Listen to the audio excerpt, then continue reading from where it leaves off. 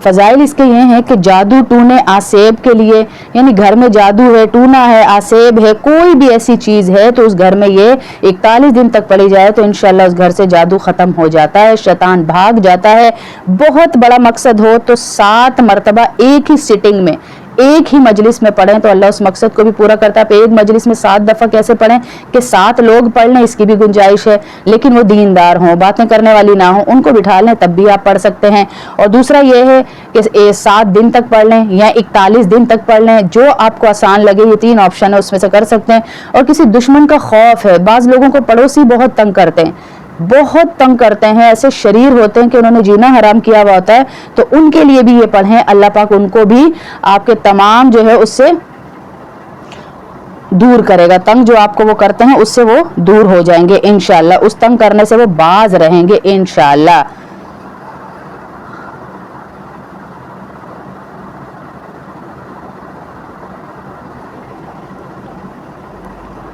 और कोई जनून का बीमार है, कोई आर्टिज्म की बीमारी है, कोई टेंशन की बीमारी, वालेकुम अस्सलाम व रहमतुल्लाह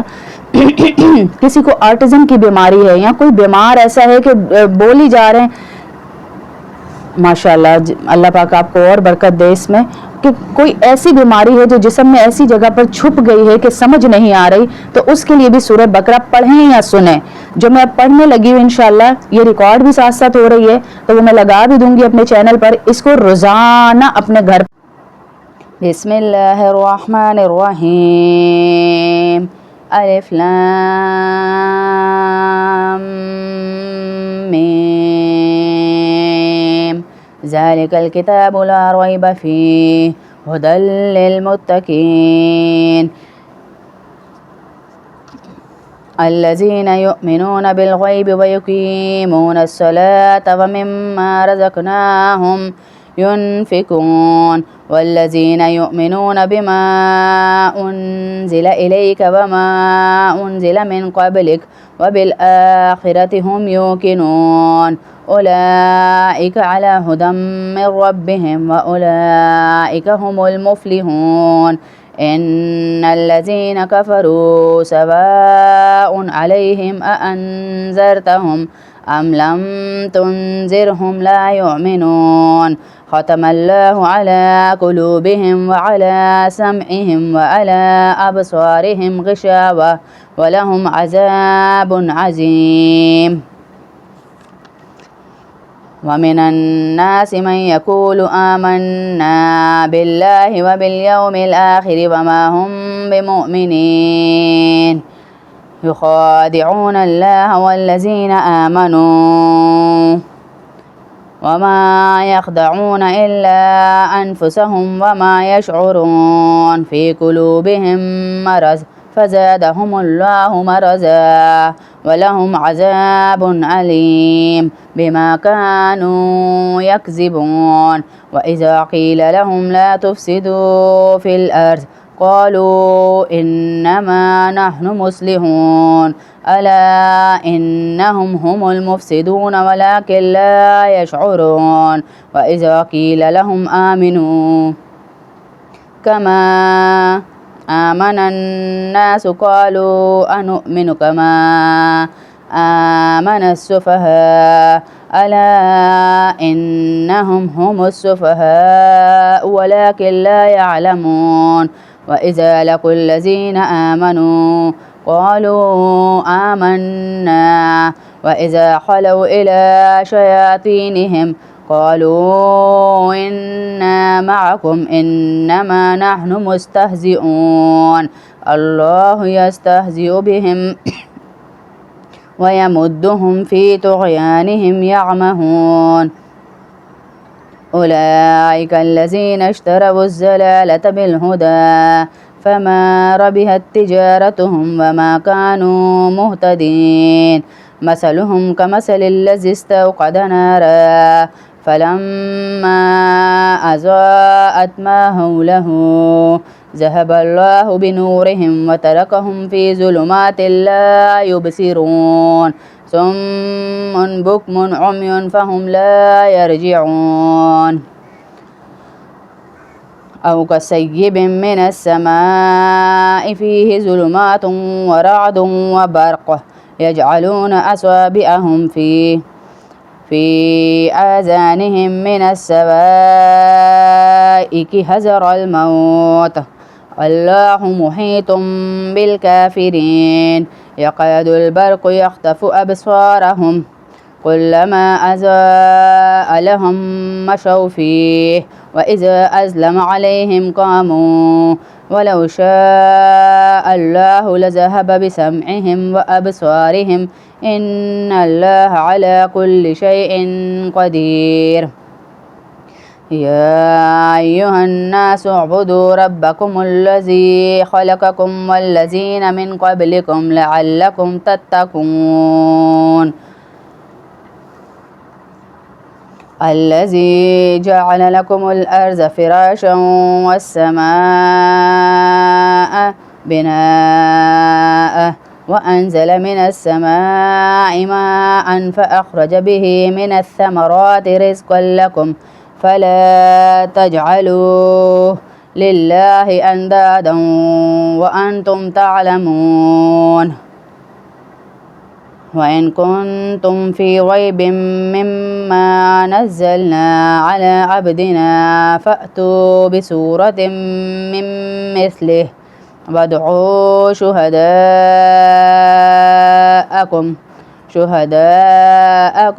من دون الله إن كنتم صادقين فإن لم تفعلوا ولن تفعلوا فاتقوا النار التي وقودها الناس والحجارة أعدت للكافرين وبشر الذين آمنوا وعملوا الصالحات أن لهم جنات تجري من تحتها الأنهار كلما رزقوا منها من ثمرة رزقا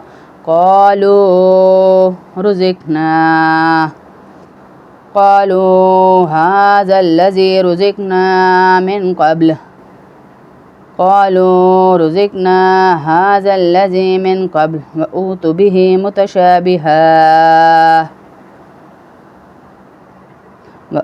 وأوتوا به متشابها ولهم فيها أزواج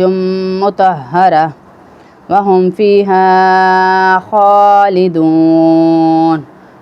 فيها خالدون إن الله لا يستحيي أن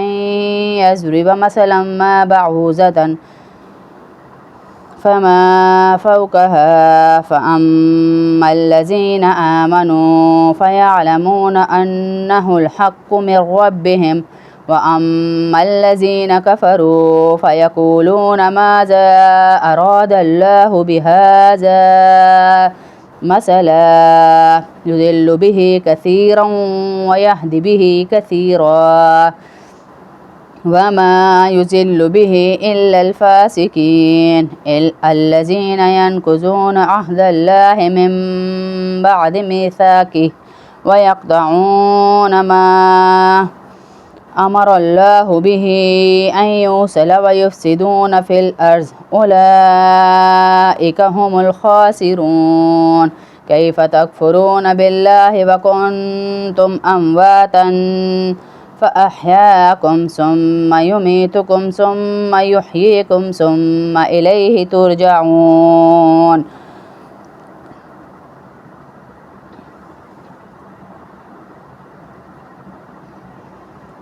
هو الذي خلق لكم ما في الأرض جميعا ثم استوى إلى السماء فسواهن 7 سماوات وهو بكل شيء عليم وإذ قال ربك للملائكة إني جاعل في الأرض خليفة قالوا أتجعل فيها من يفسد فيها ويسفك الدماء وإذ قال ربك للملائكة إني جاعل في الأرض خليفة قالوا أتجعل فيها من يفسد فيها ويسفك الدماء ونحن نسبح بحمدك ونقدس لك قال إني أعلم ما لا تعلمون وعلم آدم الأسماء كلها ثم عرضهم على الملائكة فقال أنبئوني بأسماء هؤلاء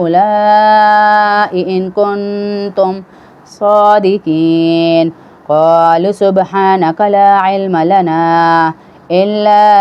ما علمتنا إنك أنت العليم الحكيم إنك أنت العليم الحكيم إنك أنت العليم الحكيم إنك أنت العليم الحكيم قال يا آدم أنبئهم بأسمائهم فلما أنبأهم بأسمائهم قال ألم أقل لكم إني أعلم غيب السماوات والأرض وأعلم ما تبدون وما كنتم تكتمون وإذ قلنا للملائكة اسجدوا لآدم فسجدوا إلا إبليس أبى واستكبر وكان من الكافرين وقلنا يا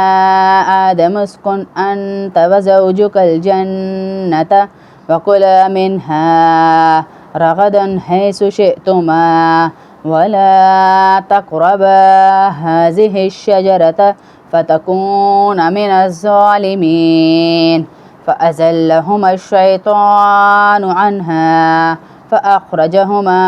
مما كانا فيه وقلنا اهبطوا بعضكم لبعض عدو ولكم في الأرض مستقر ومتاع إلى حين فتلقى آدم من ربه كلمات فتاب عليه إنه هو التواب الرحيم قلنا اهبطوا منها جميعا فإما يأتينكم مني هدى فمن تبع هدايا فلا خوف عليهم ولا هم يحزنون والذين كفروا وكذبوا بآياتنا أولئك أصحاب النار هم فيها خالدون يا بني إسرائيل اذكروا نعمتي التي أنعمت عليكم وأوفوا بعهدي أوف بعهدكم وإياي فارهبون وآمنوا بما أنزلت مصدقا لما معكم ولا تكونوا أول كافر به ولا تشتروا بآياتي ثمنا قليلا وإياي فاتقون ولا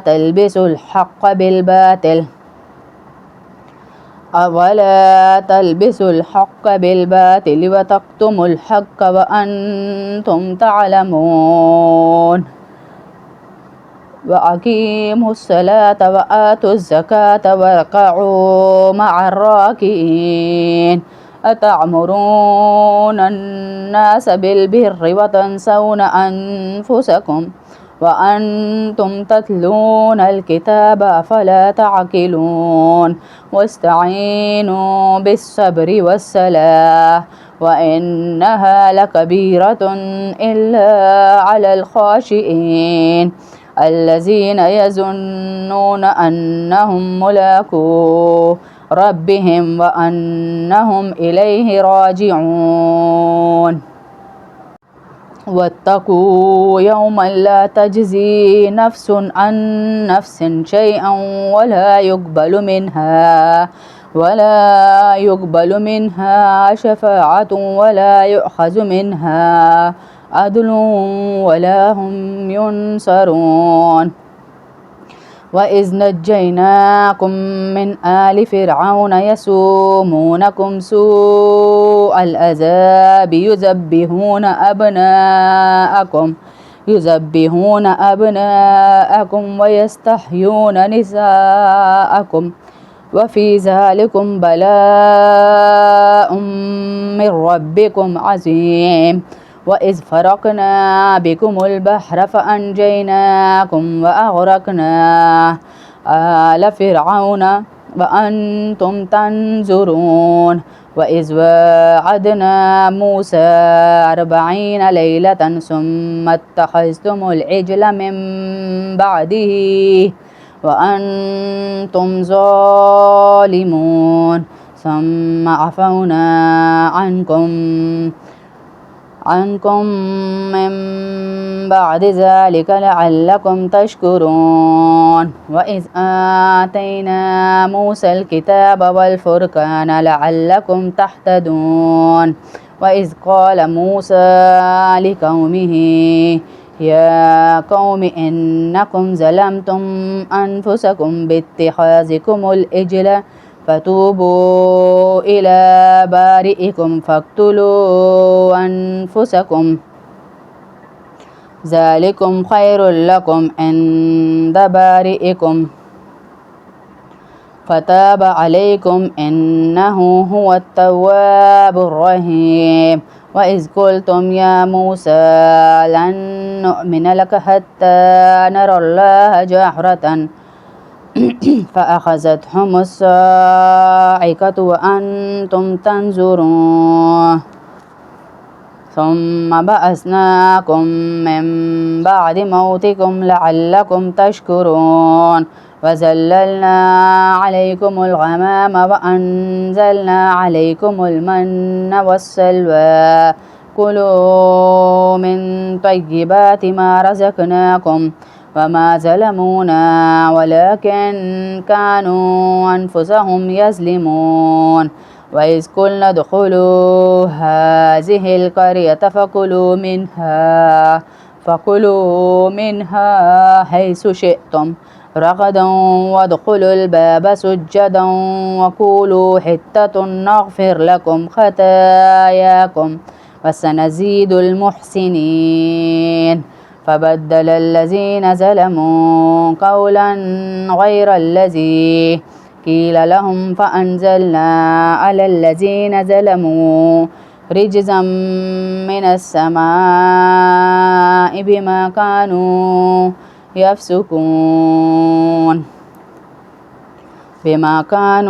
يفسقون وإذ استسقى موسى لقومه فقلنا اضرب بعصاك الحجر فانفجرت منه 12 عينا قد علم كل أناس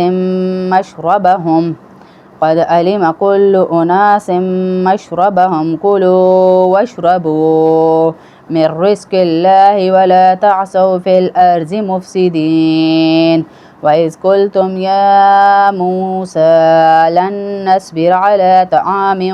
واحد فادع لنا ربك يخرج لنا مما تنبت الأرض ومن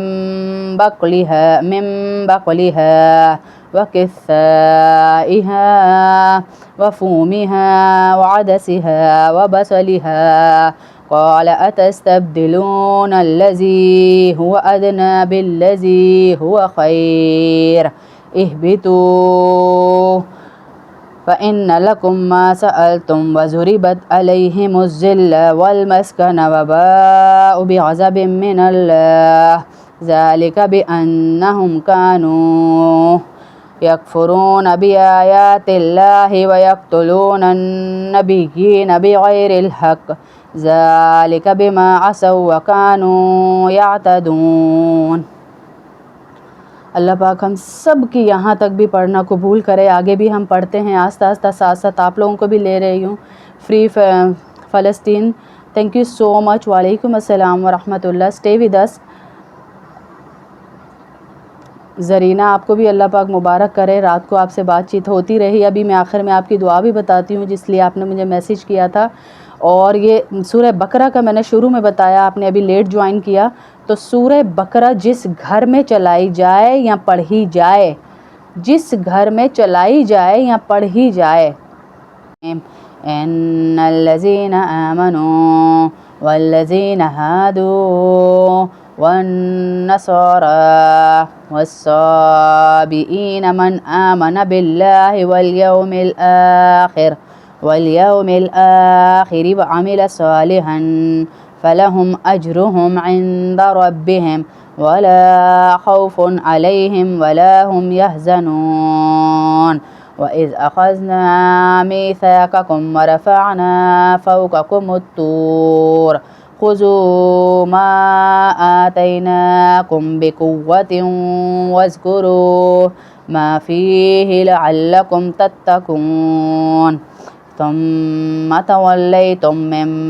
بعد ذلك فلولا فضل الله عليكم ورحمته لكنتم من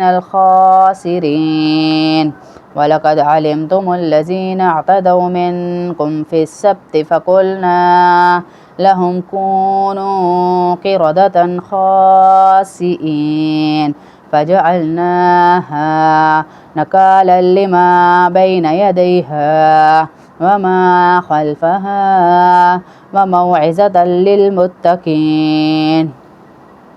وإذ قال موسى لقومه إن الله يأمركم أن تذبحوا بقرة قالوا أتتخذنا هزوا قال أعوذ بالله أن أكون من الجاهلين قالوا ادع لنا ربك يبين لنا ما هي قال إنه يقول إنها بقرة لا فارز ولا بكر عوان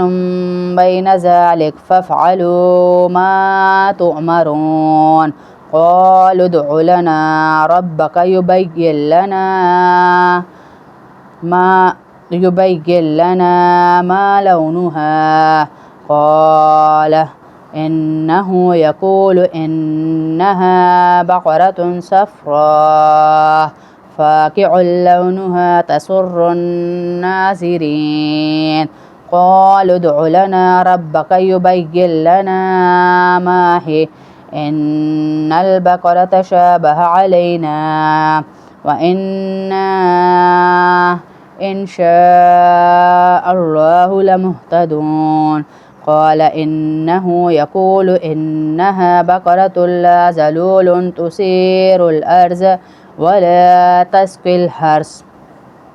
مسلمة لا شية فيها قالوا الآن جئت بالحق فذبحوها وما كادوا يفعلون وإذ قتلتم نفسا فادارأتم فيها والله مخرج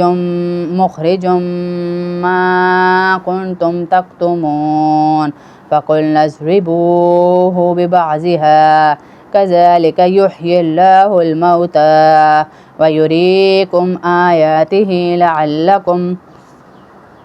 تعقلون ثم قست قلوبكم من بعد ذلك فهي كالحجارة أو أشد قسوة وإن من الحجارة لما يتفجر منه الأنهار وإن منها لما يشقق فيخرج منه الماء وإن منها لما يحبط من خشية الله وما الله بغافل عما تعملون أفتطمعون أن يؤمنوا لكم وقد كان فريق منهم يسمعون كلام الله ثم يحرفونه من بعد ما عقلوه وهم يعلمون وإذا لقوا الذين آمنوا قالوا آمنا وإذا خلا بعضهم إلى بعض قالوا أتحدثونهم بما فتح الله عليكم ليحاجوكم يحاجوكم به عند ربكم أفلا تعقلون أولا يعلمون أن الله يعلم ما يسرون وما يعلنون ومنهم أميون لا يعلمون الكتاب إلا أماني وإن هم إلا يظنون فويل للذين يكتبون الكتاب بأيديهم ثم يقولون هذا من عند الله ليشتروا به ثمنا قليلا فويل لهم مما كتبت أيديهم وويل لهم مما يكسبون وقالوا لن تمسنا النار إلا أياما معدودة قل أتخذتم عند الله عهدا فلن يخلف الله عهده أم تقولون على الله ما لا تعلمون بلى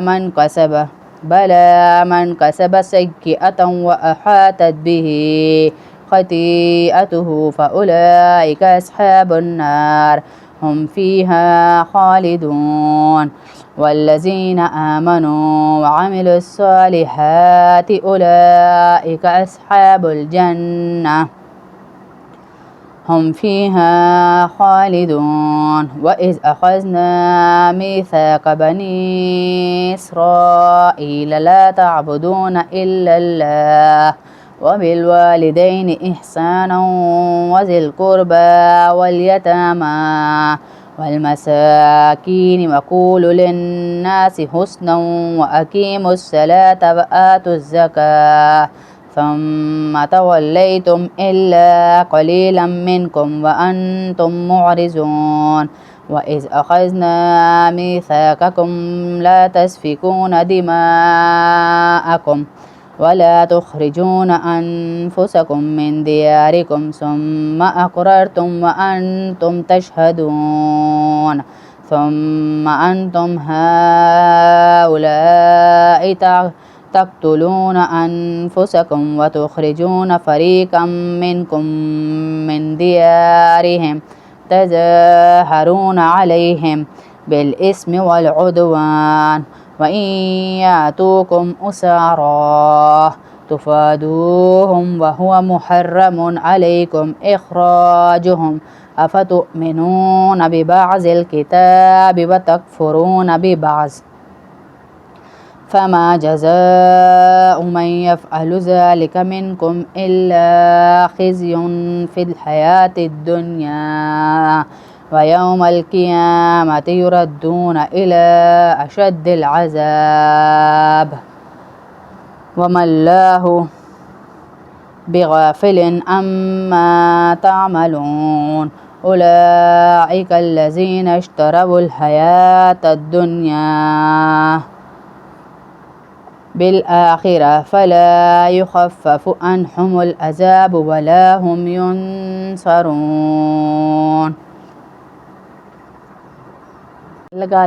أعوذ بالله من الشيطان الرجيم. بسم الله الرحمن الرحيم. ولقد آتينا موسى الكتاب وقفينا من بعده بالرسل وآتينا عيسى ابن مريم البينات وأيدناه بروح القدس أفكلما جاءكم رسول بما لا تهوى أنفسكم استكبرتم ففريقا كذبتم وفريقا تقتلون وقالوا قلوبنا غلف بل لعنهم الله بكفرهم فقليلا ما يؤمنون ولما جاءهم كتاب من عند الله مصدق لما معهم وكانوا من قبل يستفتحون على الذين كفروا فلما جاءهم ما عرفوا كفروا به فلعنة الله على الكافرين بئس ما اشتروا به أنفسهم أن يكفروا بما أنزل الله بغيا أن ينزل الله من فضله على من يشاء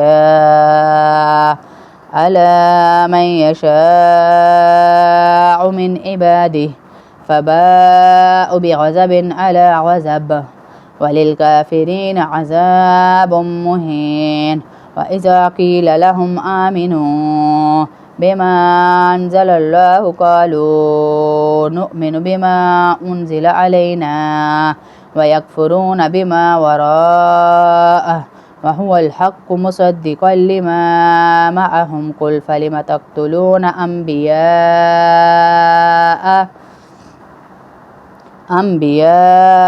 الله من قبل إن كنتم مؤمنين ولقد جاءكم موسى بالبينات ثم اتخذتم العجل من بعده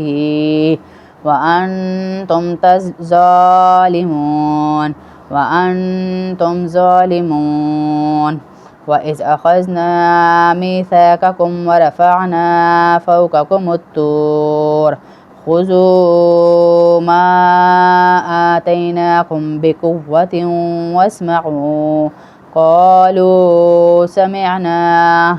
وعصينا وأشربوا في قلوبهم العجل بكفرهم قل بئس ما يأمركم به إيمانكم إن كنتم مؤمنين قل إن كانت لكم الدار الآخرة عند الله خالصة من دون الناس فتمنوا الموت إن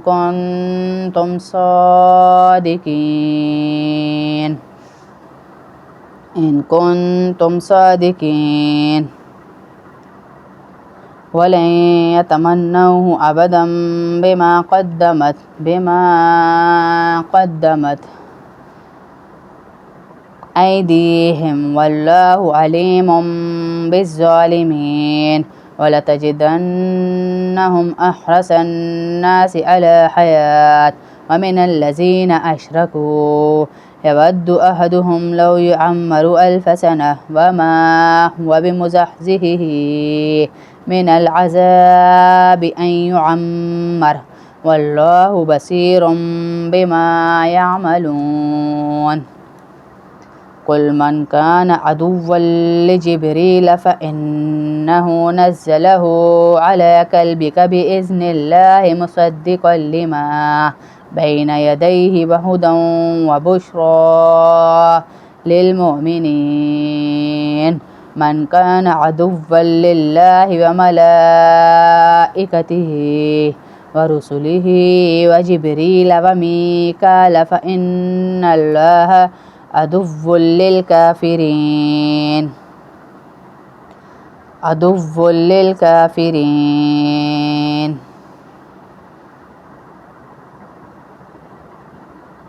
ولقد أنزلنا إليك آيات بينات وما يكفر بها إلا الفاسقون أفكلما عاهدوا أحدا نبذه فريق منهم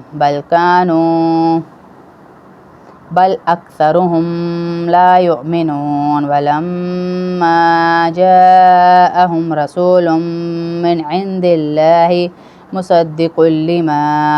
مصدق لما معهم نبذ فريق من الذين أوتوا كتاب الله وراء ظهورهم كأنهم لا يعلمون واتبعوا ما تتلو الشياطين على ملك سليمان وما كفر سليمان ولكن الشياطين كفروا يعلمون الناس السحر وما أنزل على الملكين ببابل هاروت وماروت وما يعلمان من أحد حتى يقولا إنما نحن فتنة فلا تكفر فيتعلمون منهما ما يفرقون به بين المرء وزوجه وما هم بضارين به من أحد إلا بإذن الله ويتعلمون ما يضرهم ولا ينفعهم ولقد علموا لمن اشتراه ما له في الآخرة من خلاق ولبئس ما شروا به أنفسهم لو كانوا يعلمون ولو أنهم آمنوا واتقوا لمثوبة من عند الله خير لو كانوا يعلمون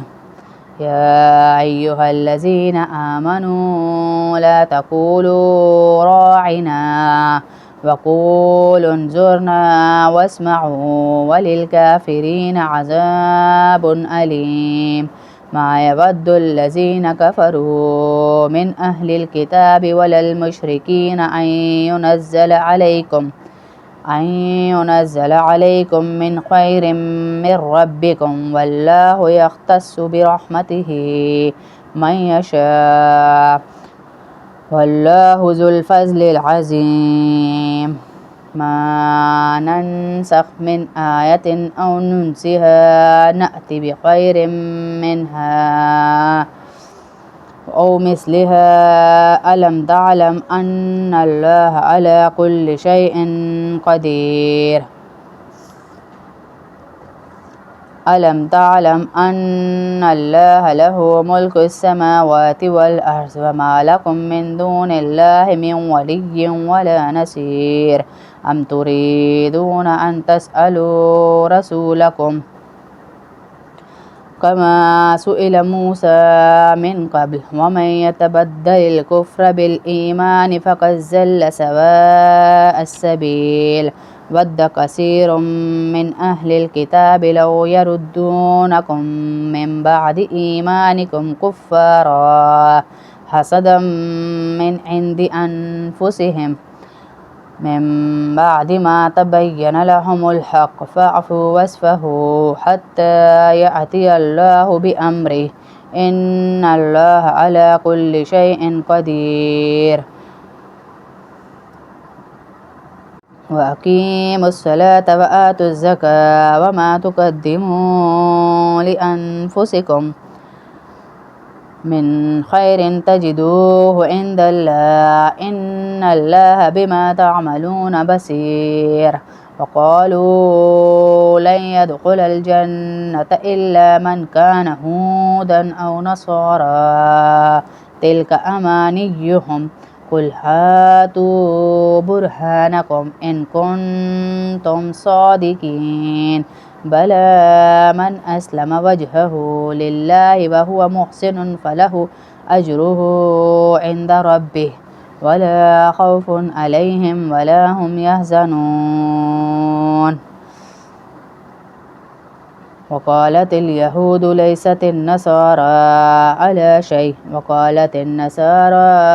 ليست اليهود على شيء وهم يتلون الكتاب كذلك قال الذين لا يعلمون مثل قولهم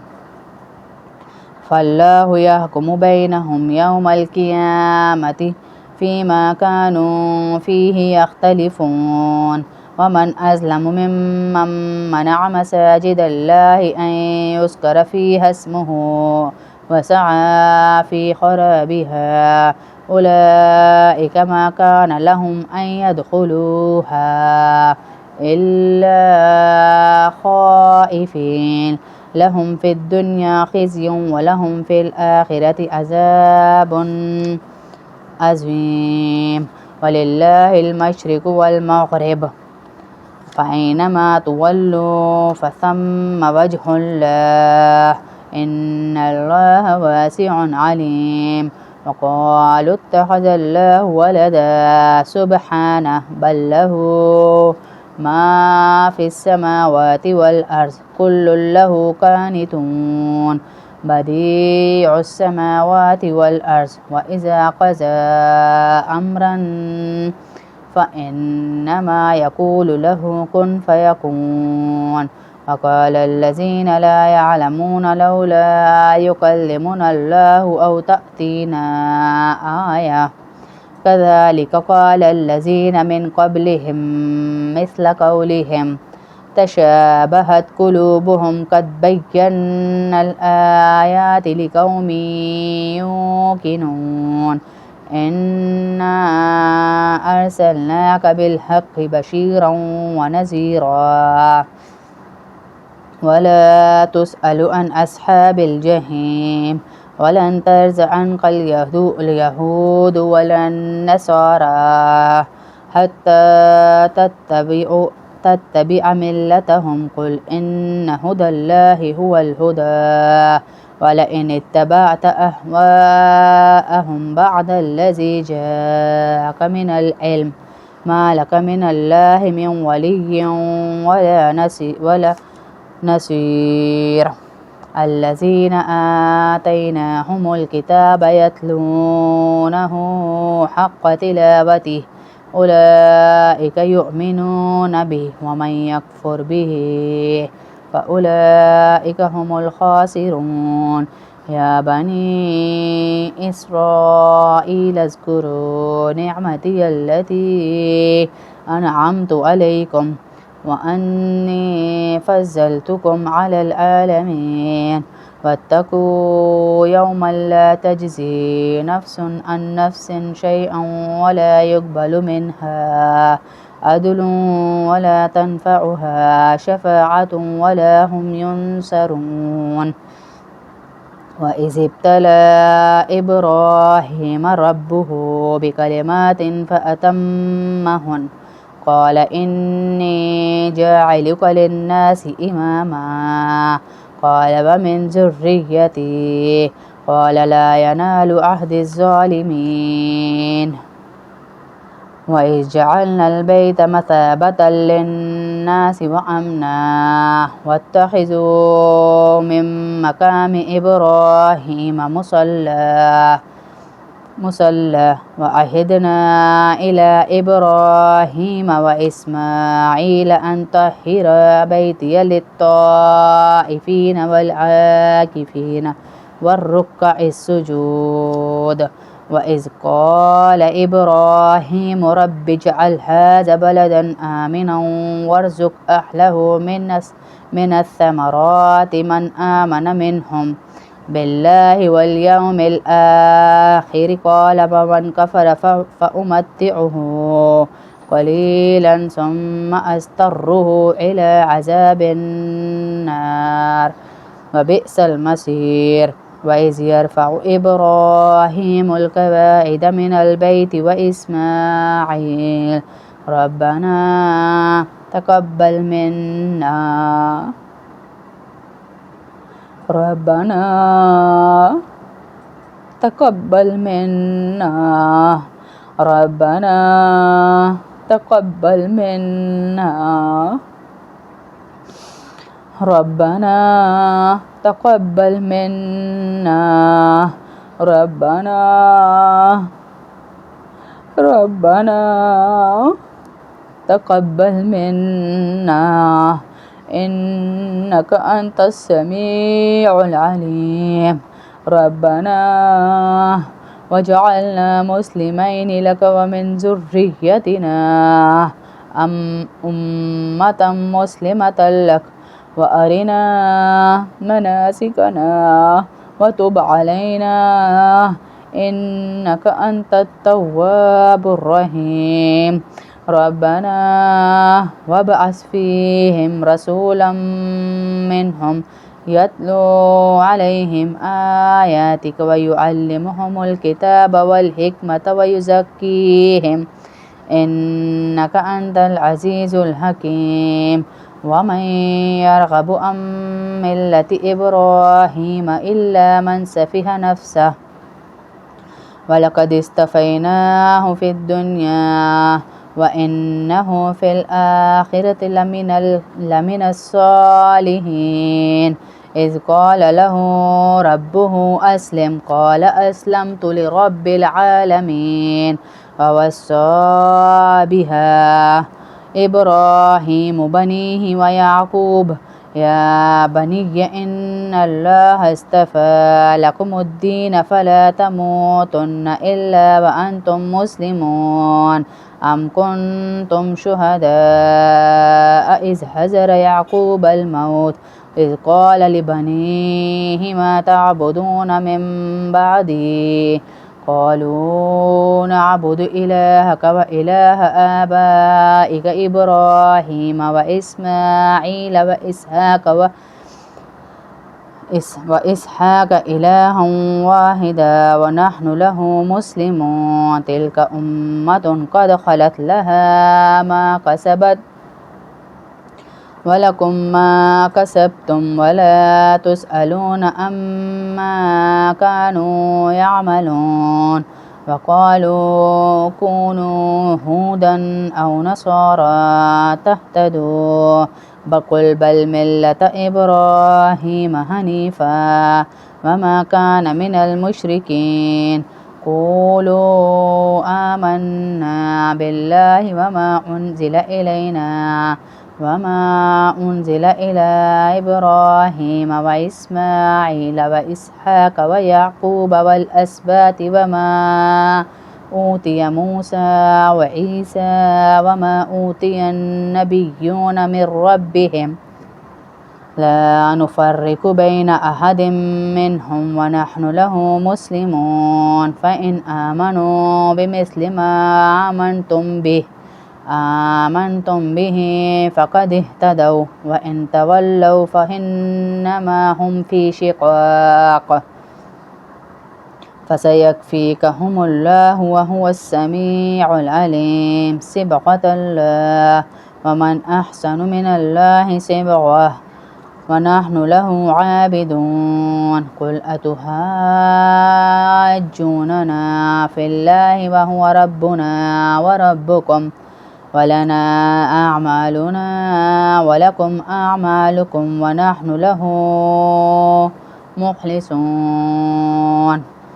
أم تقولون إن إبراهيم وإسماعيل وإسحاق ويعقوب والأسباط كانوا هودا أو نصارى قل أأنتم أعلم أم الله ومن أظلم ممن كتم شهادة عنده من الله وما الله بغافل عما تعملون تلك أمة قد خلت لها ما كسبت ولكم ما كسبتم ولا تسألون عما كانوا يعملون بسم الله الرحمن الرحيم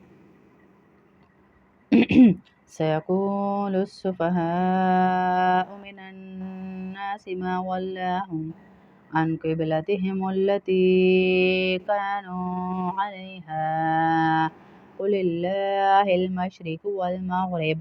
يهدي من يشاء إلى صراط مستقيم وكذلك جعلناكم أمة وسطا لتكونوا شهداء على الناس ويكون الرسول عليكم شهيدا وما جعلنا القبلة التي كنت عليها إلا لنعلم من يتبع الرسول ممن ينقلب على عقبيه وإن كانت لكبيرة إلا على الذين هدى الله ما كان الله ليضيع إيمانكم إن الله بالناس لرءوف رحيم قد نرى تقلب وجهك في السماء فلنولينك قبلة ترضاها فول وجهك شطر المسجد الحرام وحيث ما كنتم فولوا وجوهكم شطره وإن الذين أوتوا الكتاب ليعلمون أنه الحق من ربهم وما الله بغافل عما يعملون ولئن أتيت الذين أوتوا الكتاب بكل آية ما تبعوا قبلتك فما أنت بتابع قبلتهم وما بعضهم بتابع قبلة بعض ولئن اتبعت أهواءهم من بعد ما جاءك من العلم إنك إذا لمن الظالمين الذين آتيناهم الكتاب يعرفونه كما يعرفون أبناءهم وإن فريقا منهم ليكتمون الحق وهم يعلمون الحق من ربك فلا تكونن من الممترين ولكل وجهة هو موليها فاستبقوا الخيرات أينما تكونوا يأت بكم الله جميعا إن الله على كل شيء قدير ومن حيث خرجت فول وجهك شطر المسجد الحرام وإنه للحق من ربك وما الله بغافل عما تعملون ومن حيث خرجت فول وجهك شطر المسجد الحرام حيث ما كنتم فولوا وجوهكم شطره لئلا يكون للناس عليكم حجة إلا الذين ظلموا منهم فلا تخشوهم واخشوني ولأتم نعمتي عليكم ولعلكم تهتدون كما أرسلنا فيكم رسولا منكم يتلو عليكم آياتنا ويزكيكم ويعلمكم الكتاب والحكمة ويعلمكم ما لم تكونوا تعلمون فاذكروني أذكركم واشكروا لي ولا تكفرون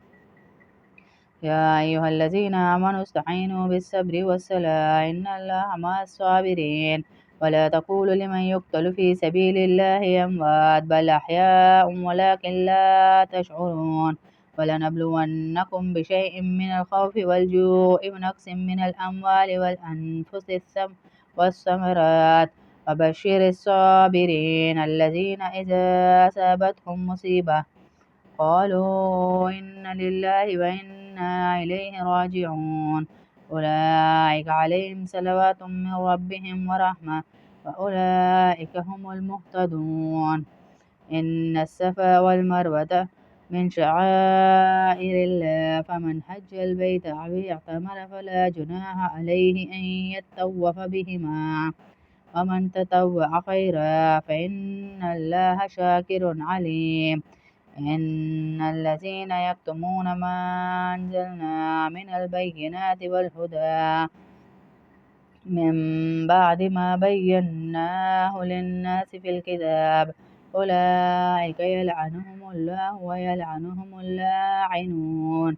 إلا الذين تابوا وأصلحوا وبينوا فأولئك أتوب عليهم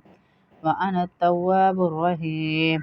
إن الذين كفروا وماتوا وهم كفار أولئك عليهم لعنة الله والملائكة والناس أجمعين خالدين فيها لا يخفف عنهم العذاب ولا هم ينذرون وإلهكم إله واحد لا إله إلا هو الرحمن الرحيم إن في خلق السماوات والأرض واختلاف الليل والنهار والفلك التي تجري في البحر بما ينفع الناس وما أنزل الله من السماء من ماء فأحيا به الأرض بعد موتها وبث فيها من كل دابة وتصريف الرياح والسحاب المسخر بين السماء والأرض لآيات لقوم يعقلون ومن الناس من يتخذ من دون الله أندادا يحبونهم كحب الله والذين آمنوا أشد حبا لله ولو يرى الذين ظلموا إذ يرون العذاب أن القوة لله جميعا وأن الله شديد العذاب إذ تبرأ الذين اتبعوا من الذين اتبعوا ورأوا العذاب وتقطعت بهم الأسباب وقال الذين اتبعوا لو أن لنا كرة فنتبرأ منهم كما تبرأوا منا كذلك يريهم الله أعمالهم حسرات عليهم وما هم بخارجين من النار يا أيها الناس كلوا مما في الأرض حلالا طيبا ولا تتبعوا خطوات الشيطان إنه لكم عدو مبين إنما يأمركم بالسوء والفحشاء وأن تقولوا على الله ما لا تعلمون وإذا قيل لهم اتبعوا ما أنزل الله قالوا بل نتبع ما ألفينا عليه آباءنا أولو كان آباؤهم لا يعقلون شيئا ولا يهتدون ومثل الذين كفروا كمثل الذي ينعق بما لا يسمع إلا دعاء ونداء صم بكم عمي فهم لا يعقلون صم بكم عمي فهم لا يعقلون يا أيها الذين آمنوا كلوا من طيبات ما رزقناكم واشكروا لله إن كنتم إياه تعبدون إنما حرم عليكم الميتة والدم ولحم الخنزير وما أهل به لغير الله فمن اضطر غير باغ ولا عاد فلا إثم عليه إن الله غفور رحيم إن الذين يكتمون ما أنزل الله من الكتاب ويشترون به ثمنا قليلا أولئك ما يأكلون في بطونهم إلا النار ولا يكلمهم الله يوم القيامة ولا يزكيهم ولهم عذاب أليم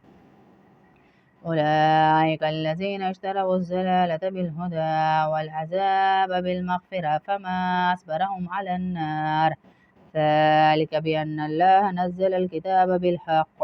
وإن الذين اختلفوا في الكتاب في شكاك بعيد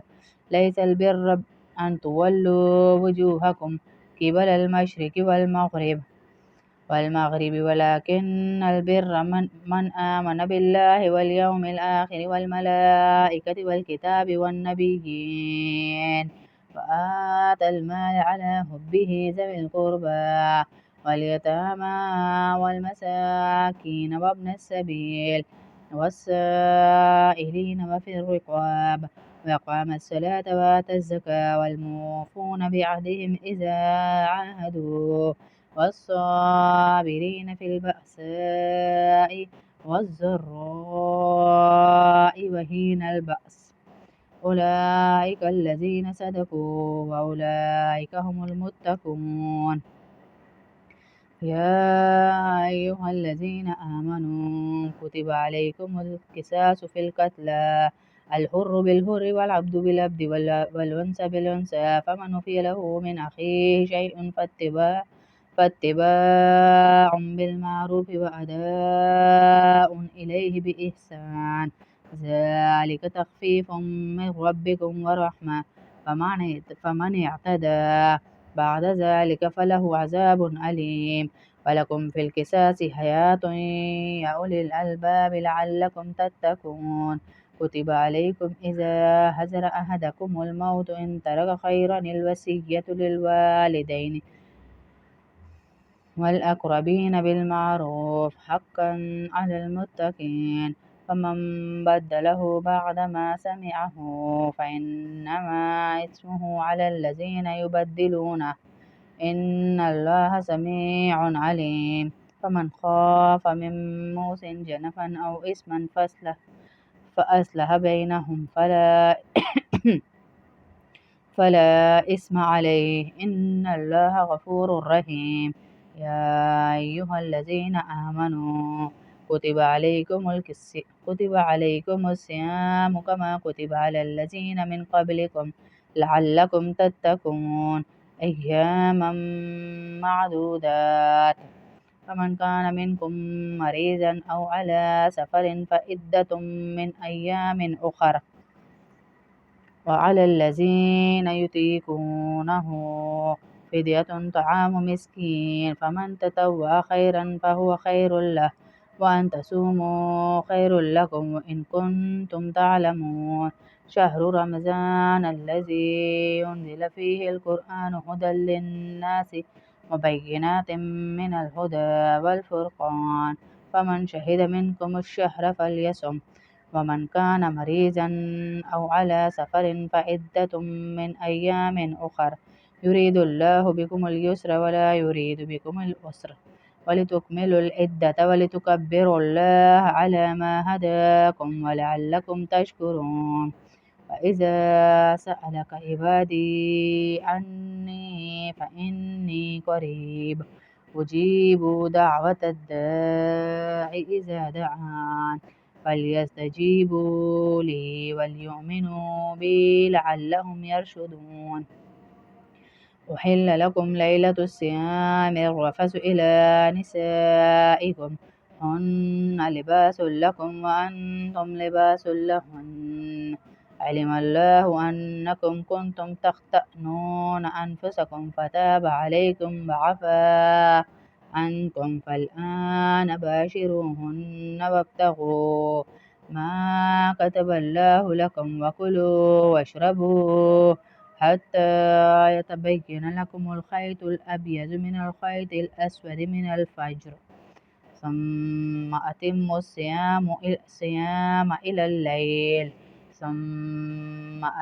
الصيام إلى الليل ولا تباشروهن وأنتم عاكفون في المساجد تلك حدود الله فلا تقربوها كذلك يبين الله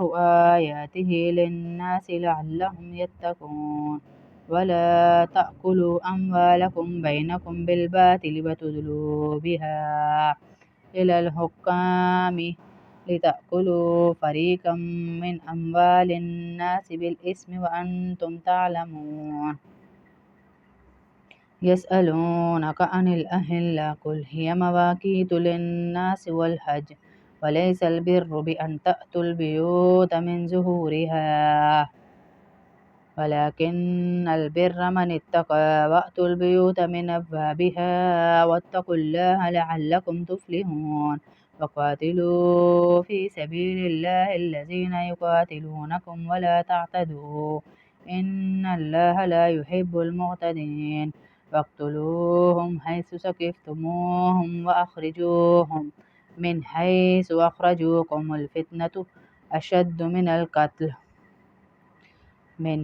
أخرجوكم الفتنة أشد من القتل ولا تقاتلوهم عند المسجد الحرام حتى يقاتلوكم فيه فإن قاتلوكم فاقتلوهم كذلك جزاء الكافرين فإن انتهوا فإن الله غفور رحيم وقاتلوهم حتى لا تكون فتنة ويكون الدين لله فإن انتهوا فلا عدوان إلا على الظالمين الشهر الحرام بالشهر الحرام والحرمات قصاص فمن اعتدى عليكم فاعتدوا عليه بمثل ما اعتدى عليكم واتقوا الله واعلموا أن الله مع المتقين وأنفقوا في سبيل الله ولا تلقوا بأيديكم إلى التهلكة وأحسنوا إن الله يحب المحسنين وأتموا الحج والعمرة لله فإن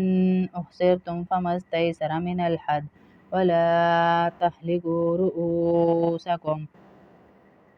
حتى يبلغ الهدي محله فمن كان منكم مريضا أو به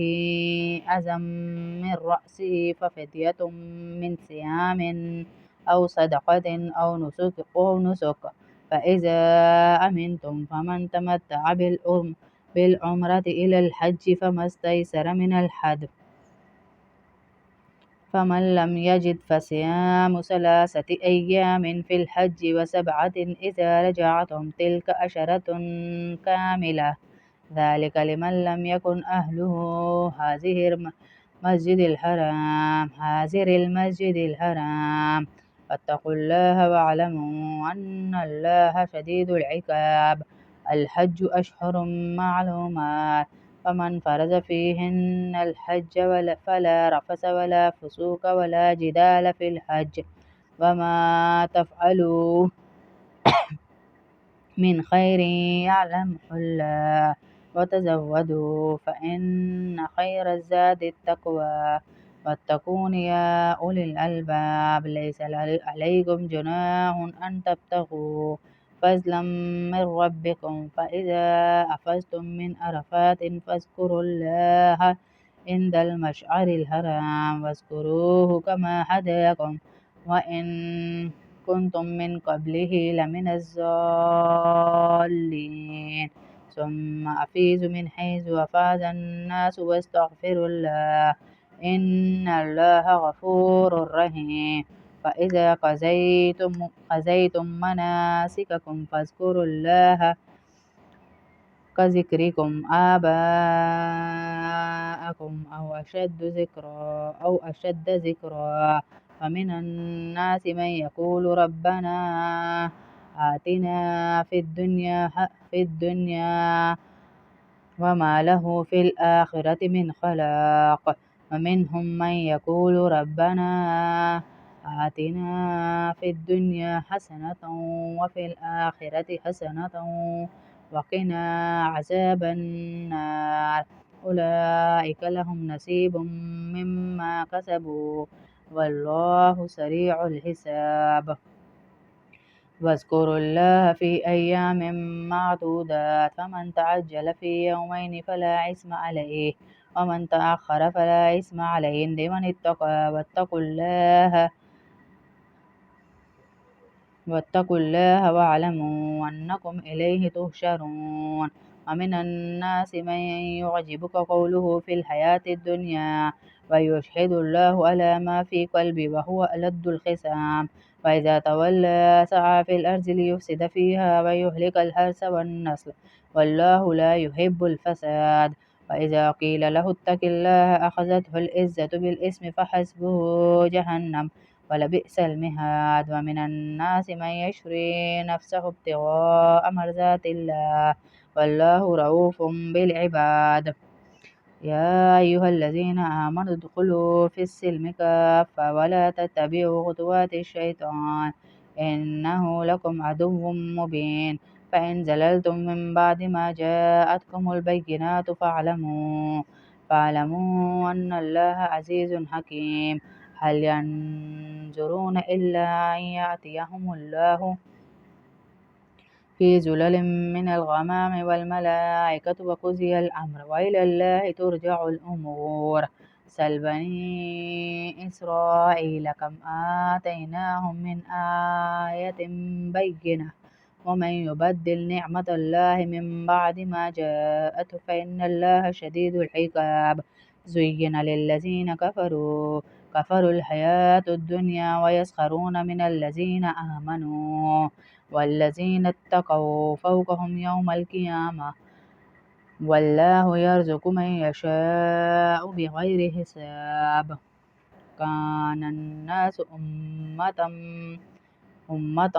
واحدة فبعث الله النبيين مبشرين ومنذرين وأنزل معهم الكتاب بالحق ليحكم بين الناس فيما اختلفوا فيه وما اختلف فيه إلا الذين أوتوه من بعد ما جاءتهم البينات بغيا بينهم فهدى الله الذين آمنوا لما اختلفوا فيه من الحق بإذنه والله يهدي من يشاء إلى صراط مستقيم أم حسبتم أن تدخلوا الجنة ولما يأتكم مثل الذين خلوا من قبلكم مستهم البأساء والضراء وزلزلوا حتى يقول الرسول والذين آمنوا معه متى نصر الله ألا إن نصر الله قريب يسألونك ماذا ينفقون قل ما أنفقتم من خير فللوالدين والأقربين واليتامى واليتامى والمساكين وابن السبيل وما تفعلوا من خير فإن الله به عليم. كتب عليكم القتال وهو كره لكم وعسى أن تكرهوا شيئا وهو خير لكم وعسى أن تحبوا شيئا وهو شر لكم والله يعلم وأنتم لا تعلمون. يسألونك عن الشهر الحرام قتال فيه قل قتال فيه كبير وصد عن سبيل الله وكفر به والمسجد الحرام وإخراج أهله منه أكبر عند الله والفتنة أكبر من القتل ولا يزالون يقاتلونكم حتى يردوكم عن دينكم إن استطاعوا ومن يرتد منكم عن دينه فيمت وهو كافر فأولئك حبطت أعمالهم في الدنيا والآخرة وأولئك أصحاب النار هم فيها خالدون. إن الذين آمنوا والذين هاجروا وجاهدوا في سبيل الله أولئك يرجون رحمة الله والله غفور رحيم. يسألونك عن الخمر والميسر قل فيهما إثم كبير ومنافع للناس وإثمهما أكبر من نفعهما ويسألونك ماذا ينفقون قل العفو كذلك يبين الله لكم الآيات لعلكم تتفكرون في الدنيا والآخرة ويسألونك عن اليتامى قل إصلاح لهم خير وإن تخالطوهم فإخوانكم والله يعلم المفسد من المصلح ولو شاء الله لأعنتكم إن الله عزيز حكيم. ولا تنكحوا المشركات حتى يؤمن ولا أمة مؤمنة خير من مشركة ولو أعجبتكم ولا تنكحوا المشركين حتى يؤمنوا ولعبد مؤمن خير من مشرك ولو أعجبكم أولئك يدعون إلى النار والله يدعو إلى الجنة والمغفرة بإذنه ويبين آياته للناس لعلهم يتذكرون. ويسألونك عن المحيض قل هو أذى فاعتزلوا النساء في المحيض ولا تقربوهن حتى يطهرن فإذا تطهرن فأتوهن من حيث أمركم الله إن الله يحب التوابين ويحب المتطهرين. نساؤكم حرث لكم فأتوا حرثكم أنى شئتم وقدموا لأنفسكم واتقوا الله واعلموا أنكم ملاقوه وبشر المؤمنين. ولا تجعلوا الله عرضة لأيمانكم أن تبروا وتتقوا وتصلحوا بين الناس والله سميع عليم. لا يؤاخذكم الله باللغو في أيمانكم ولكن يؤاخذكم بما كسبت قلوبكم والله غفور حليم. للذين يؤلون من نسائهم تربص 4 أشهر فإن فاءوا فإن الله غفور رحيم وإن عزموا الطلاق فإن الله سميع عليم. والمطلقات يتربصن بأنفسهن 3 قروء ولا يحل لهن أن يكتمن ما خلق الله في أرحامهن إن كن يؤمن بالله واليوم الآخر وبعولتهن أحق بردهن في ذلك إن أرادوا إصلاحا ولهن مثل الذي عليهن بالمعروف وللرجال عليهن درجة والله عزيز حكيم. الطلاق 2 فإمساك بمعروف أو تسريح بإحسان ولا يحل لكم أن تأخذوا مما آتيتموهن شيئا إلا أن يخافا ألا يقيما حدود الله، فإن خفتم ألا يقيما حدود الله فلا جناح عليهما فيما افتدت به، تلك حدود الله فلا تعتدوها.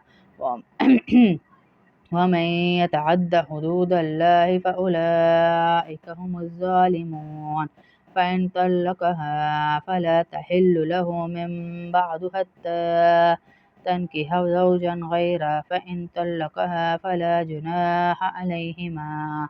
أن يتراجعا إن سنا أن يقيما حدود الله، وتلك حدود الله يبينها لقوم يعلمون. وإذا طلقتم النساء فبلغن أجلهن فأمسكوهن بمعروف أو سرحوهن بمعروف، ولا تمسكوهن ضرارا لتعتدوا، ومن يفعل ذلك فقد ظلم نفسه. ولا تتخذوا آيات الله هزوا واذكروا نعمة الله عليكم وما أنزل عليكم من الكتاب والحكمة يعظكم به، واتقوا الله واعلموا أن الله بكل شيء عليم. فإذا طلقتم النساء فبلغن أجلهن فلا تعزلوهن أن ينكحن أزواجهن إذا تراضوا بينهم بالمعروف، ذلك يوعظ به من كان منكم يؤمن بالله واليوم الآخر، ذلكم أزكى لكم وأطهر، والله يعلم وأنتم لا تعلمون. والوالدات يرضعن أولادهن حولين كاملين لمن أراد أن يتم الرضاعة، وعلى المولود له رزقهن أو كسوتهن بالمعروف، لا تكلف نفس إلا وسعها، لا تضار والدة بولدها ولا مولود له بولده، وعلى الوارث مثل ذلك، فإن أراد فصالا عن تراض منهما وتشاور فلا جناح عليهما. وإن أردتم أن تسترضعوا أولادكم فلا جناح عليكم إذا سلمتم ما آتيتم بالمعروف، واتقوا الله واعلموا أن الله بما تعملون بصير.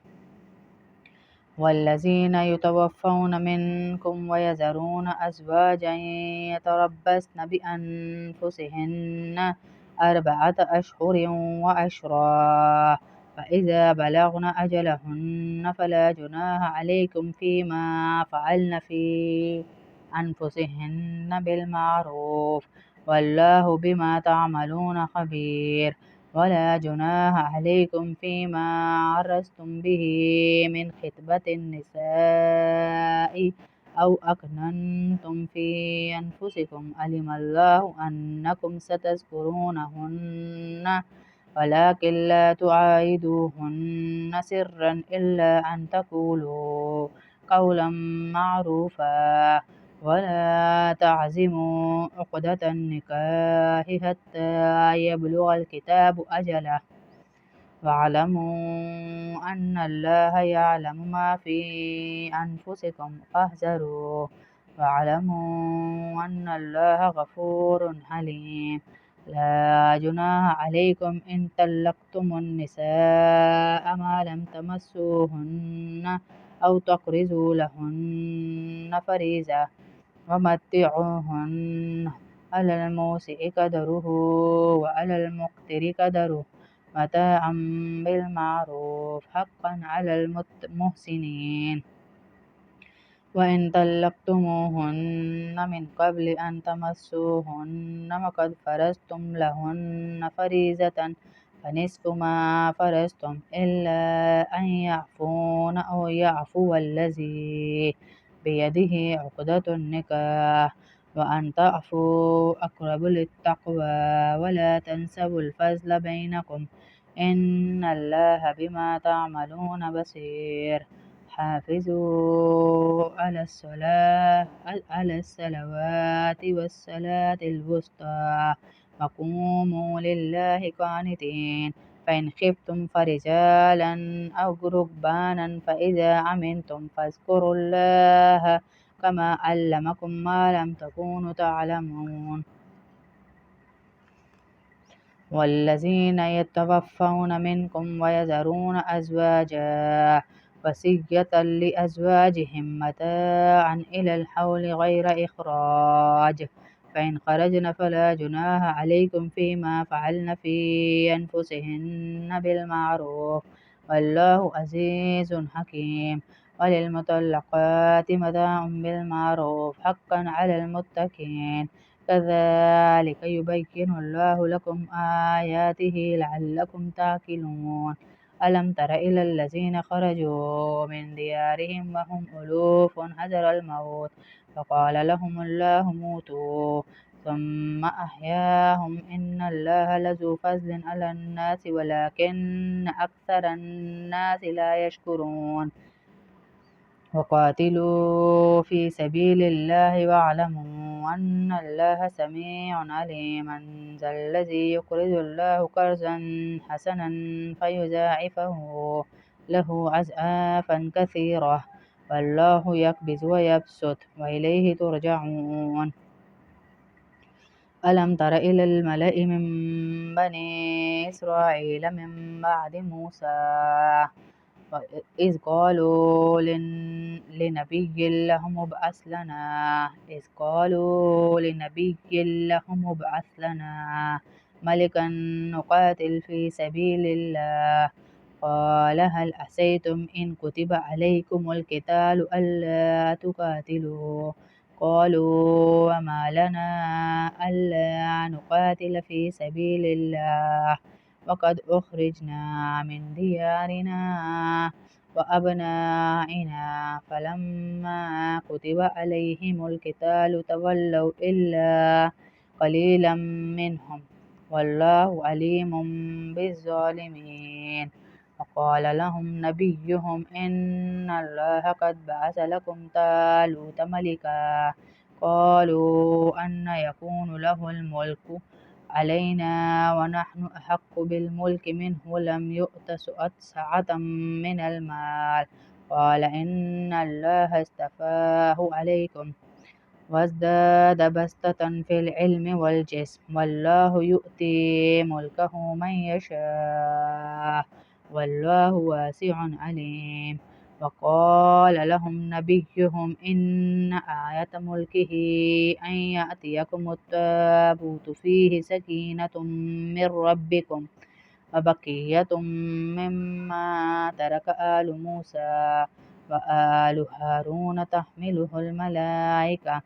إن في ذلك لآية لكم إن كنتم مؤمنين فلما فصل طالوت بالجنود قال إن الله مبتليكم بنهر فمن شرب منه فليس مني ومن لم يطعمه فإنه مني إلا من اغترف غرفة بيده فشربوا منه إلا قليلا منهم فلما جاوزه هو والذين آمنوا معه قالوا لا طاقة لنا اليوم بجالوت وجنوده قال الذين يظنون أنهم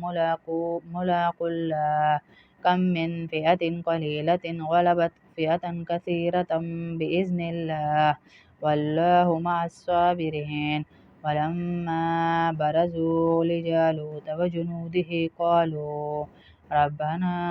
أفرغ علينا صبرا وثبت أقدامنا وانصرنا على القوم الكافرين فهزموهم بإذن الله وقتل داود جالوت وآتاه الله الملك والحكمة وعلمه مما يشاء ولولا دفع الله الناس بعضهم ببعض لفسدت الأرض ولكن الله ذو فضل على العالمين. تلك آيات الله نتلوها عليك بالحق وإنك لمن المرسلين. تلك الرسل فضلنا بعضهم على بعض منهم من كلم الله ورفع بعضهم درجات وآتينا عيسى ابن مريم البينات وأيدناه بروح القدس ولو شاء الله ما اقتتل الذين من بعد ما جاءتهم البينات ولكن اختلفوا فمنهم من آمن ومنهم من كفر ولو شاء الله ما اقتتلوا ولكن الله يفعل ما يريد. يا أيها الذين آمنوا أنفقوا مما رزقناكم من قبل أن يأتي يوم لا بيع فيه ولا خلة ولا شفاعة والكافرون هم الظالمون. الله لا إله إلا هو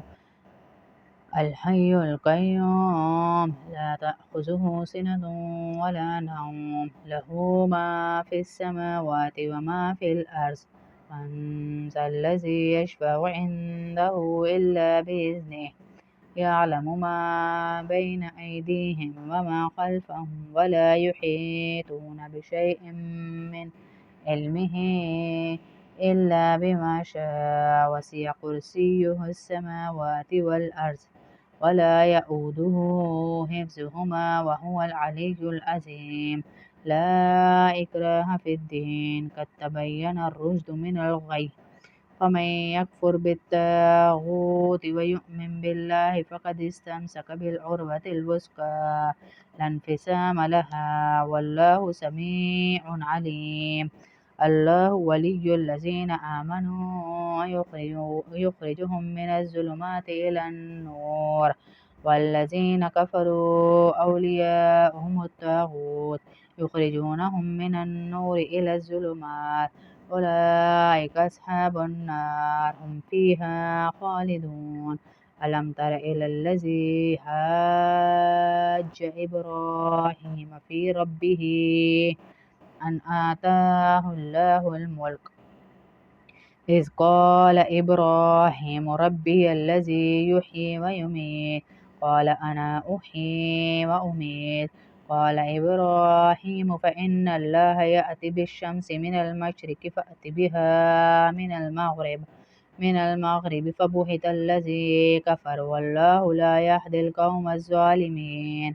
أو كالذي مر على قرية وهي خاوية على عروشها قال أنى يحيي هذه الله بعد موتها فأماته الله 100 عام ثم بعثه قال كم لبثت قال لبثت يوما أو بعض يوم قال بل لبثت 100 عام فانظر إلى طعامك وشرابك لم يتسنه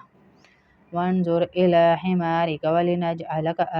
آية للناس وانظر إلى العظام كيف ننشزها ثم نكسوها لحما فلما تبين له قال أعلم أن الله على كل شيء قدير. وإذ قال إبراهيم رب أرني كيف تحيي الموتى قال أولم تؤمن قال بلى ولكن ليطمئن قلبي قال فخذ 4 من الطير فصرهن إليك ثم اجعل على كل جبل منهن جزءا ثم ادعهن يأتينك سعيا واعلم أن الله عزيز حكيم. مثل الذين ينفقون أموالهم في سبيل الله كمثل حبة أنبتت 7 سنابل في كل سنبلة 100 حبة والله يضاعف لمن يشاء والله واسع عليم. الذين ينفقون أموالهم في سبيل الله في سبيل الله ثم لا يتبعون ما أنفقوا منا ولا عزى لهم أجرهم عند ربهم ولا خوف عليهم ولا هم يحزنون قول معروف ومغفرة خير من صدقة يتبعها أذى والله غني حليم يا أيها الذين آمنوا لا تبطلوا صدقاتكم بالمن والأذى كالذي ينفق ماله رئاء الناس ولا يؤمن بالله واليوم الآخر فمثله كمثل صفوان عليه تراب فأصابه وابل فتركه صلدا لا يقدرون على شيء مما كسبوا والله لا يهدي القوم الكافرين ومثل الذين ينفقون أموالهم ابتغاء مرضات الله وتثبيتا من أنفسهم كمثل جنة بربوة أصابها وابل فآتت أكلها ضعفين فإن لم يصبها وابل فطل والله بما تعملون بصير أيود أحدكم أن تكون له جنة من نخيل وأعناب تجري من تحتها الأنهار له فيها من كل الثمرات وأصابه الكبر وله ذرية ضعفاء فأصابها إعصار فيه نار فاحترقت كذلك يبين الله لكم الآيات لعلكم تتفكرون يا أيها الذين آمنوا أنفقوا من طيبات ما كسبتم ومما أخرجنا لكم من الأرض ولا تيمموا الخبيث منه تنفقون ولستم بآخذيه إلا أن تغمزوا فيه واعلموا أن الله غني حميد الشيطان يعدكم الفقر ويأمركم بالفحشاء والله يعدكم مغفرة منه وفضلا والله واسع عليم يؤتي الحكمة من يشاء ومن يؤت الحكمة فقد أوتي خيرا كثيرا وما يذكر إلا أولو الألباب وما أنفقتم من نفقة أو نذرتم من نذر فإن الله يعلمه وما للظالمين من أنصار إن تبدوا الصدقات فنعما هي وإن تخفوها وتؤتوها الفقراء فهو خير لكم ويكفر عنكم من سيئاتكم والله بما تعملون خبير ليس عليك هداهم ولكن الله يهدي من يشاء وما تنفقوا من خير فلأنفسكم وما تنفقون إلا ابتغاء وجه الله وما تنفقوا من خير يوفى إليكم وأنتم لا تظلمون للفقراء الذين أحصروا في سبيل الله لا يستطيعون ضربا في الأرض يحسبهم الجاهل أغنياء من التعفف تعرفهم بسيماهم لا يسألون الناس إلحافا وما تنفقوا من خير فإن الله به عليم الذين ينفقون أموالهم بالليل والنهار سرا وعلانية فلهم أجرهم عند ربهم ولا خوف عليهم ولا هم يحزنون الذين يأكلون الربا لا يقومون إلا كما يقوم الذي يتخبطه الشيطان من المس، ذلك بأنهم قالوا إنما البيع مثل الربا وأحل الله البيع وحرم الربا، فمن جاءه موعظة من ربه فانتهى فله ما سلف وأمره إلى الله ومن عاد فأولئك أصحاب النار هم فيها خالدون. يمحق الله الربا ويربي الصدقات والله لا يحب كل كفار أثيم. إن الذين آمنوا وعملوا الصالحات وأقاموا الصلاة وآتوا الزكاة لهم أجرهم عند ربهم ولا خوف عليهم ولا هم يحزنون. يا أيها الذين آمنوا اتقوا الله وذروا ما بقي من الربا إن كنتم مؤمنين فإن لم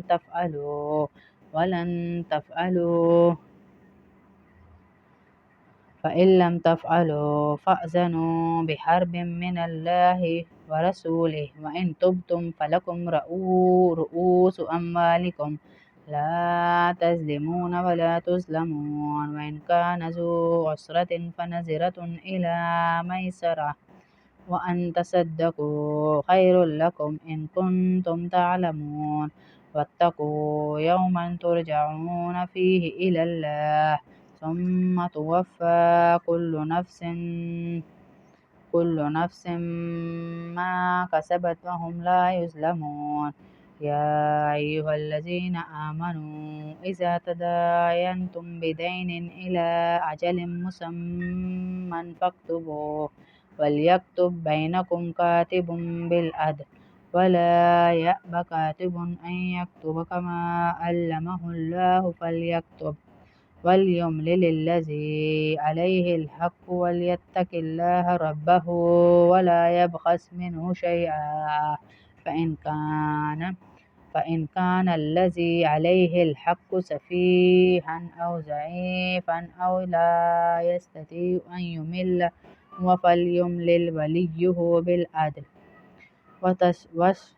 واستشهدوا شهيدين من رجالكم فإن لم يكونا رجلين فرجل وامرأتان ممن ترضون من الشهداء أن تضل إحداهما فتذكر إحداهما الأخرى ولا يأبى الشهداء إذا ما دعوا ولا تسأموا أن تكتبوه صغيرا أو كبيرا إلى أجله ذلكم أقسط عند الله وأقوم للشهادة وأدنى ألا ترتابوا إلا أن تكون تجارة حاضرة تديرونها بينكم فليس عليكم جناح ألا تكتموها وأشهدوا إذا تبايعتم ولا يضار كاتب ولا شهيد. وإن كنتم على سفر ولم تجدوا كاتبا فرهان مقبوضة فإن أمن بعضكم بعضا فليؤدي الذي اؤتمن ما أمانته وليتق الله ربه ولا تكتموا الشهادة ومن يكتمها فإنه آثم قلبه والله بما تعملون عليم. لله ما في السماوات وما في الأرض وإن تبدوا ما في أنفسكم أو تخفوه يحاسبكم به الله فيغفر لمن يشاء ويعذب من يشاء والله على كل شيء قدير. آمن الرسول بما أنزل إليه من ربه والمؤمنون كل آمن بالله وملائكته وكتبه ورسله لا نفرق بين أحد من رسله وقالوا سمعنا وأطعنا غفرانك ربنا وإليك المصير لا يكلف الله نفسا إلا وسعها لها ما كسبت وعليها ما اكتسبت ربنا لا تؤاخذنا إن نسينا أو أخطأنا ربنا ولا تحمل علينا إسرا كما حملته على الذين من قبلنا ربنا ولا تحملنا ما لا طاقة لنا به واعف عنا واغفر لنا وارحمنا أنت مولانا فانصرنا على القوم الكافرين